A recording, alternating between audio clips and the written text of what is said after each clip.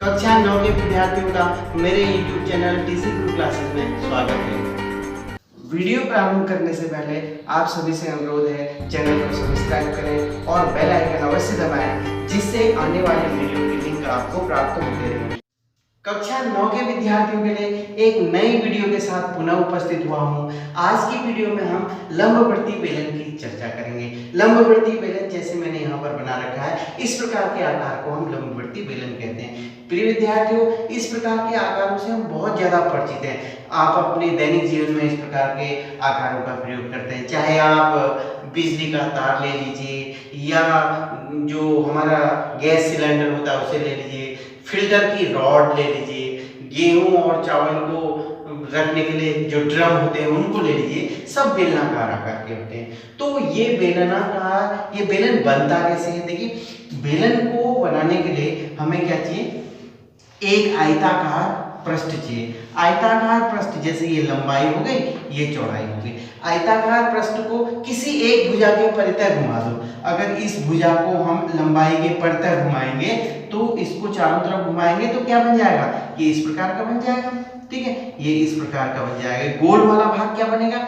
ये जो राउंड में आ जाएगा वो ये आ जाएगा लंबाई। ठीक है, तो ये बन जाएगी, ये वृत्ताकार परिधि बन जाएगी, एक वृत्त की परिधि बन जाएगी। तो ये वृत्ताकार परिधि होगी। और ये जो बीच का भाग आया, ये जो बीच का भाग आया, ये बीच का भाग है, इसको कहते हैं हम वक्र पृष्ठ। इसको अगर हम तीन तोड़ दें तो इसके तीन भाग हो जाते हैं। तीन भाग क्या क्या हो जाते हैं? देखिए, ये तो बीच वाला भाग हो गया, ठीक है, ये बीच वाला भाग हो गया आयत वाला, और इसमें जो आधार है, एक आधार ये हो गया, एक आधार ये हो गया, वृत्ताकार आधार हो गया, तीन भाग हो गए। देखिए, अब इसको जो बीच वाले भाग को, इस वाले भाग को कहते हैं वक्र पृष्ठ, वक्र पृष्ठ। और ये हो गया आधार का, ये आधार का क्षेत्रफल।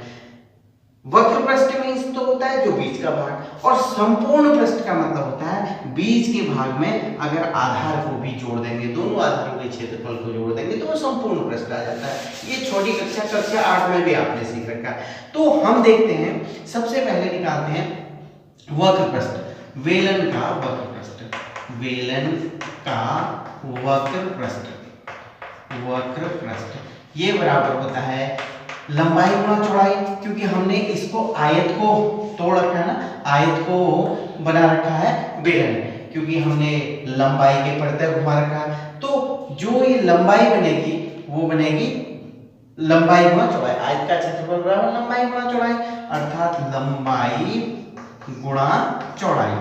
अच्छा, अब यहाँ ध्यान दीजिए आप, लंबाई किस में बदली? लंबाई तो गोल बन गई ना, राउंड शेप में आ गई, तो लंबाई बन गई परिधि। जो वृत्त की परिधि होगी वो क्या हो जाएगी? लंबाई। तो हम इस लंबाई को कह सकते हैं आधार की परिधि भी कह सकते हैं, आधार की परिधि, आधार की परिधि गुणा चौड़ाई को कहते हैं ऊंचाई, चौड़ाई को कह सकते हैं ऊंचाई। ठीक है, आधार की परिधि। अब आधार कैसा है? वृत्ताकार आधार बना, वृत्ताकार आधार बना तो वृत्त की परिधि क्या होती है? 2 पाई r, 2 पाई r। और ऊंचाई हम h मानते हैं, ऊंचाई को h संकेत से लिखते हैं। ये ऊंचाई हो गई और ये व्यास हो गया आधार का, ये त्रिज्या हो गई। तो 2 पाई RH बेलन का वक्र पृष्ठ बराबर 2 पाई RH, आधार की परिधि गुणा ऊंचाई। या जिस आयत से ये बेलन बनाया गया है, अगर उस आयत की हमें लंबाई चौड़ाई मालूम है तो लंबाई गुणा चौड़ाई भी वही बेलन का वक्र पृष्ठ लंबाई गुणा चौड़ाई के बराबर होगा, क्योंकि आयत का क्षेत्रफल क्या होता है? लंबाई गुणा चौड़ाई। ये ध्यान रखना, बेलन का वक्र पृष्ठ बराबर 2 पाई RH। अब निकालते हैं बेलन का संपूर्ण पृष्ठ, बेलन का संपूर्ण पृष्ठ। देखिए, जैसे कि मैंने बताया, संपूर्ण पृष्ठ में क्या लेते हैं? एक वक्र पृष्ठ तो लेना ही लेना है, वक्र पृष्ठ हो गया, और जो दो आधार बने, कैसे आधार है? वृत्ताकार आधार है, 2 गुणा आधार का क्षेत्रफल, आधार का क्षेत्रफल, ये हो जाएगा संपूर्ण पृष्ठ। ये अलग से ढक्कन लगा हुआ है वृत्ताकार। ठीक है, तो वक्र पृष्ठ होता है 2 पाई RH, 2 पाई RH, ये 2 पाई RH वक्र पृष्ठ हो गया। आधार का क्षेत्रफल, आधार कैसा है भाई? वृत्ताकार आधार है ना, वृत्त का क्षेत्रफल क्या होता है? पाई r स्क्वायर, पाई r स्क्वायर। तो 2 पाई आर एच धन 2 गुणा पाई आर स्क्वायर। अब देखिए 2 पाई आर दोनों में है, दोनों पदों में से 2 पाई आर कॉमन ले लेंगे, यहाँ भी 2 पाई आर है, यहाँ भी 2 पाई आर है, तो यहाँ से 2 पाई आर ले लिया तो इसमें क्या बचा h, और धन यहाँ से 2 भी आ गया, पाई भी आ गया, एक आर भी आ गया, क्या बचा, केवल एक आर बचा। तो 2 पाई आर h धन आर, 2 पाई आर h धन आर, ये हुआ बेलन का संपूर्ण पृष्ठ। इन सूत्रों से ही हम प्रश्नावली 13.2 हल करेंगे। प्रश्नावली 13.2 प्रश्न संख्या 1, ऊंचाई 14 सेंटीमीटर वाले एक लंबवर्ती बेलन का वक्रपृष्ठीय क्षेत्रफल 88 वर्ग सेंटीमीटर है। बेलन के आधार का व्यास ज्ञात कीजिए। हमारे पास एक बेलन है, ये बेलन है, इस प्रकार का बेलन होता है, इसका हमें वक्रपृष्ठीय क्षेत्रफल दिया है, ये वाला वक्रपृष्ठीय क्षेत्रफल, अर्थात आधार का क्षेत्रफल इसमें इंक्लूड नहीं है। तो बेलन का वक्रपृष्ठीय क्षेत्रफल जो दिया है उसको लिख लेते हैं, वक्रपृष्ठीय क्षेत्रफल, ये बराबर दिया है 88 वर्ग सेंटीमीटर, 88 वर्ग सेंटीमीटर। और आपको पता है इसे हम h करते हैं और ये r हो गया। तो वक्रपृष्ठीय क्षेत्रफल का सूत्र क्या होता है, 2 पाई आर एच, 2 पाई आर एच बराबर प्राप्त यहाँ पर दिया है हमें 88 वर्ग सेंटीमीटर, जिसमें h हमें मालूम है, h बराबर ऊंचाई दे रखी है, ऊंचाई h बराबर 14 सेंटीमीटर, तो इसमें रख लेंगे 2 पाई, पाई का मान क्या होता है, पाई बराबर 22/7, जब तक कहा न जाए तब तक हम 22/7 ही लिखते हैं। तो 2 पाई 22/7, आर आपको निकालनी है, h दिया है 14 बराबर 88, तो यहाँ से देखिए इस 7 से 14 कट जाएगा, 2 बार 22 दूना 44, 44 और दूना 88, 88 आर बराबर 88, तो r का मान प्राप्त हो जाएगा 88/88 बराबर 1 सेंटीमीटर। 1 सेंटीमीटर त्रिज्या प्राप्त होगी।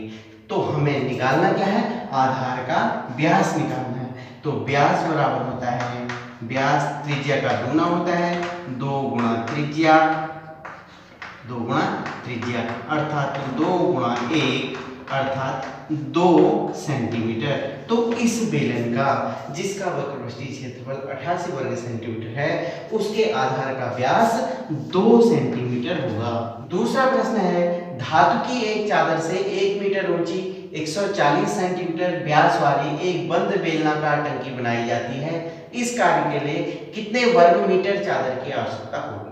ये ध्यान रखना है, हमारे पास हमें बनानी है बेलनाकार टंकी, किससे, धातु की चादर से बेलनाकार टंकी बनानी है, जो ऊपर से और नीचे दोनों जगह से बंद होगी। मैंने 2 चित्र बना रखे हैं यहाँ पर, ये जो आधार है वो वृत्तीय आधार है, ये दोनों बंद होंगे, एक यहाँ चिपके रहेंगे, तब बेलनाकार टंकी होगी। ठीक है, तो बंद बेलनाकार टंकी यहाँ पर लिखा है, बंद बेलनाकार टंकी, अर्थात हमें क्या निकालना पड़ेगा, इसका संपूर्ण पृष्ठ। तो हमें जो ज्ञात है उसको लिख लेते हैं, बेलनाकार टंकी की ऊंचाई, इसको h कहते हैं, h बराबर दिया है 1 मीटर। ठीक है, h 1 मीटर, और आधार का व्यास दिया है, व्यास बराबर दिया है 140 सेंटीमीटर। अब ये मीटर में है, ये सेंटीमीटर में, इसको भी मीटर में होना चाहिए, तो मीटर में बदलने के लिए किससे भाग करते हैं, 100 से भाग करते हैं। आपको पता है ये हो गया 1.4 मीटर, 1.4 मीटर आधार का व्यास। अब निकालते हैं आधार की त्रिज्या, जिसे हम क्या कहते हैं, r कहते हैं। r बराबर व्यास का आधा, व्यास है 1.4/2, तो ये हो गया 0.7 मीटर, 0.7 मीटर आ गया आधार की त्रिज्या r। हमको क्या निकालना है, संपूर्ण पृष्ठ निकालना है, ये ध्यान रखना, इस प्रकार का बनना है, ये ढका हुआ होगा ऊपर और नीचे से। तो बेलनाकार बेलन का संपूर्ण पृष्ठ, बेलन का संपूर्ण पृष्ठ क्या होता है? वक्र पृष्ठ धन 2 गुणा आधार का क्षेत्रफल, ये मिला के होता है 2 पाई r h धन r, 2 पाई r h धन r। तो 2 पाई 22/7 और r कितना है? 0.7 गुणा h 1 और 0.7।